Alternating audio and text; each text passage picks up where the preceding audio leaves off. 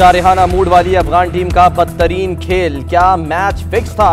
Toss के वक्त कोहली ने क्या लुकमा दिया? अफगान बॉलर्स क्यों नाकिस बॉलिंग करते रहे? बड़ा स्कोर खाने के बाद अफगान खिलाड़ी गेंदें क्यों जाया करते रहे? सोशल मीडिया पर गर्मा गर्म तबसरे, तरह तरह की मीम्स बन गईं। ट्विटर पर फिक्स्ड टॉप ट्रेंड बन गया। किसी सारिफ ने मोहम्मद नबी के हाथ में डॉलर थामने की तस्वीर शेयर कर दी, तो किसी ने अफगानिस्तान की नाकिस फील्डिंग को फिक्सिंग से जोड़ा। क्रिकेट कमेंटेटर्स भी अफगानिस्तान की नाकिस परफॉर्मेंस पर हैरान। भारत ने पहले बैटिंग करते हुए 211 रन का टारगेट दिया।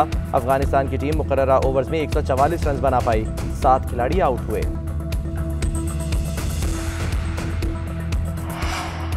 अफगानिस्तान के खिलाफ मैच जीतकर भी भारत का सेमीफाइनल का सफर अगर मगर की सूरत हाल से दो चार।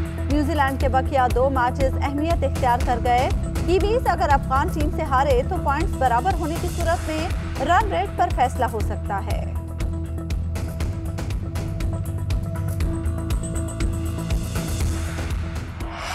वजीर आजम की जानिब से रिलीफ पैकेज का ऐलान। कौम से खिताब में कहा, 2 करोड़ खानदानों के लिए आटा, घी, दालों पर सब्सिडी देंगे। ये अशिया 30% कम कीमत पर मिलेंगी। मुश्किल वक्त चल रहा है, इसलिए फिलहाल दौरानिया 6 माह होगा, जिसके बाद इसे आगे बढ़ा सकते हैं। सब्सिडी का हजम 120 अरब होगा। सूबाई हुकूमत भी इस मंसूबे में शामिल होगी। सब्सिडी से आवाम को बराह रास्त फ़ायदा पहुँचेगा। किसानों को 5 लाख रुपए तक बिला सूद कर्ज देंगे। तमाम शहरियों को हेल्थ इंश्योरेंस स्कीम दी जाएगी। सिंध हुकूमत से भी कहेंगे कि वो भी आवाम को हेल्थ इंश्योरेंस दे।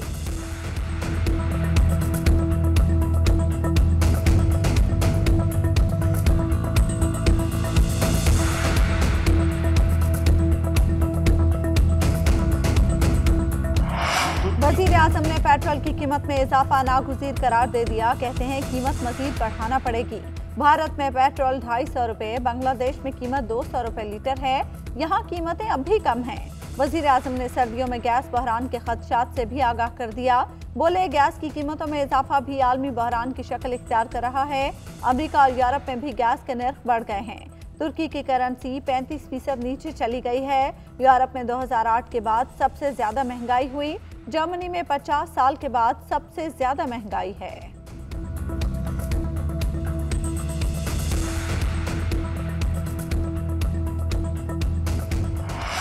ऑपोजिशन ने वजीर आजम के रिलीफ पैकेज को तकलीफ पैकेज करार दे दिया। बिलावल कहते हैं, पाकिस्तान की आवाम को झूठा और धोखेबाज वजीर आजम नहीं चाहिए।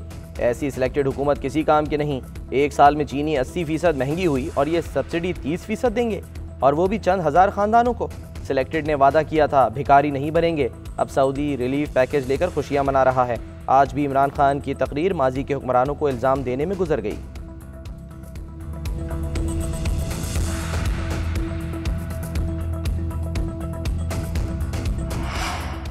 ये रिलीफ नहीं, मजाक है। अवाम के लिए सबसे बड़ा रिलीफ इमरान खान का इस्तीफा होगा।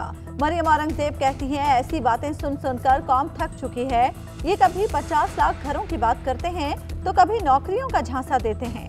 रिलीफ पैकेज बड़ी वारदात है। इमरान साहब की तरजीह ATM माफिया को नफा देना है।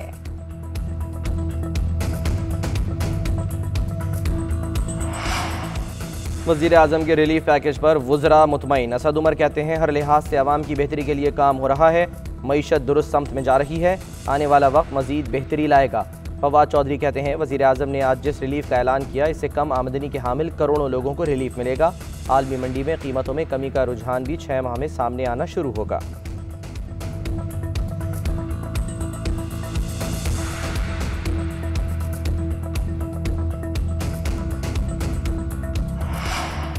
वज़ीर आज़म ने अपने खिताब में हक़ाइक़ की मुकम्मल तस्वीर कशी नहीं की। सिराजुल हक कहते हैं, वज़ीर आज़म महंगाई का मवाजना अमरीका और यूरोप से करते हैं। मगरबी ममालिक के अवाम को मयसर सहूलियात का भी तस्करा फरमा दें। पाकिस्तान में महंगाई और बेरोजगारी खित्ते के मुकाबले में ज्यादा है। अफगानिस्तान में अशियाए खुरोनोश की कीमतें पाकिस्तान से कम हैं। हुकूमती कश्ती डूब रही है। डबोने वाले मल्लाह खुद हैं।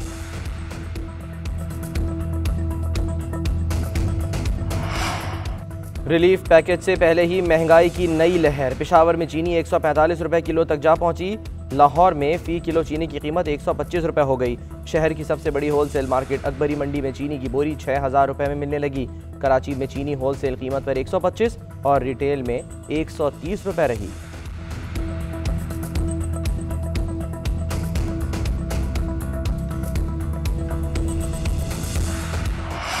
शहरियों ने महंगाई के नए सुनामी पर सर पकड़ लिए, रिलीफ पैकेज को नाकाफी करार दे दिया।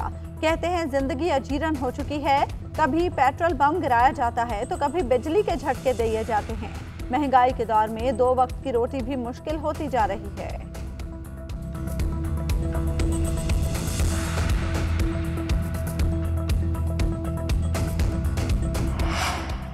भारतीय हुकूमत ने पेट्रोल और डीजल पर टैक्स कम कर दिए। पेट्रोल पर एक्साइज ड्यूटी में फी लीटर 5 रुपए कमी, डीजल पर फी लीटर 10 रुपए की छूट। पेट्रोल और डीजल की कीमतों में कमी दिवाली के त्यौहार के मौके पर की गई।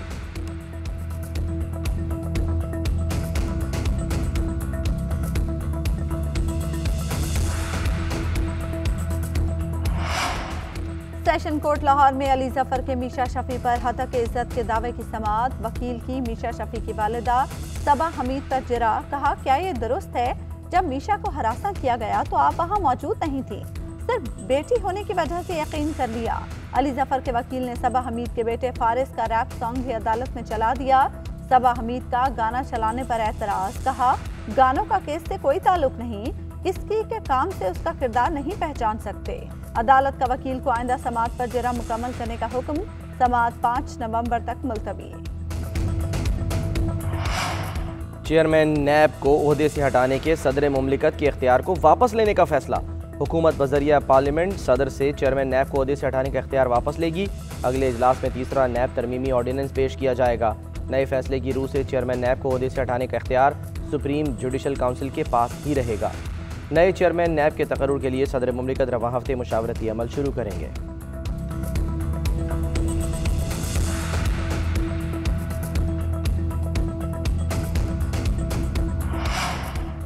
कायमा कमेटी बराए खजाना के इजलास में नाब की रिकवर की गई रकम सरकारी अकाउंट में जमा न कराए जाने का इंकशाफ। नाब की रिकवरी में से 815 अरब रुपए कहाँ गए, किसी को मालूम नहीं। हम तो नाब हुकाम से पूछ भी नहीं सकते कि पैसे कहाँ हैं। वजारत खजाना के हुकाम का बेबसी का इजहार। कमेटी का ऑडिटर जनरल ऑफ पाकिस्तान और नाब के ऑडिटर को खत आइंदा इजलास में तलब कर लिया। सलीम मांडवी वाला कहते हैं, नाब का कौमी खजाने में रकम जमा कराने का झूठ सामने आ गया। नाब ने आज तक 1 रुपया कौमी खजाने में जमा नहीं कराया। बताएं, रिकवरी की रकम कहाँ पड़ी है? NCOC का इजलास 1 नवंबर से लगाई गई सफरी पाबंदियों में तब्दीलियां। मुल्क में आने वाली एयर ट्रैफिक 10 नवंबर से पूरी तरह फाल। कोरोना के ज्यादा केसेस वाले 5 ममालिक C कैटेगरी में शामिल। C कैटेगरी के अलावा दीगर ममालिक से आने वालों के लिए रैपिड टेस्ट खत्म कर दिया गया। 5 नवंबर से पाकिस्तान आने वाले मुसाफिरों के लिए मुकम्मल वैक्सीनेशन लाजमी करार। अफगानिस्तान से बजरिया सड़क आने वालों को 72 घंटे करंतना और PCR टेस्ट कराना होगा।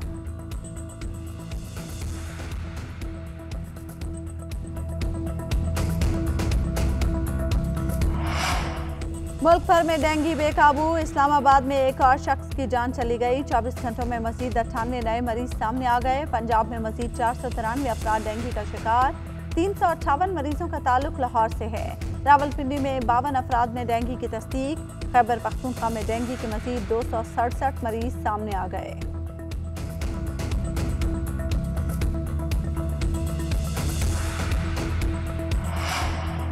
लाहौर की 6 बड़ी यूनिवर्सिटीज़ के तलबा ने लाहौर गैरिजन में एक दिन पाक फ़ौज के साथ गुजारा। ISPR के मुताबिक ये तकरीब ख़ास तौर पर नौजवान तलबा को पाक फ़ौज की मामूल की कारकर्दगी और तरबियती सरगर्मियों से रूशनास कराने के लिए रखी गई थी। तलबा ने आर्मर, इन्फेंट्री और आर्टिलरी यूनिट्स के दस्तों के साथ लॉजिस्टिक सपोर्ट के हवाले से बातचीत की।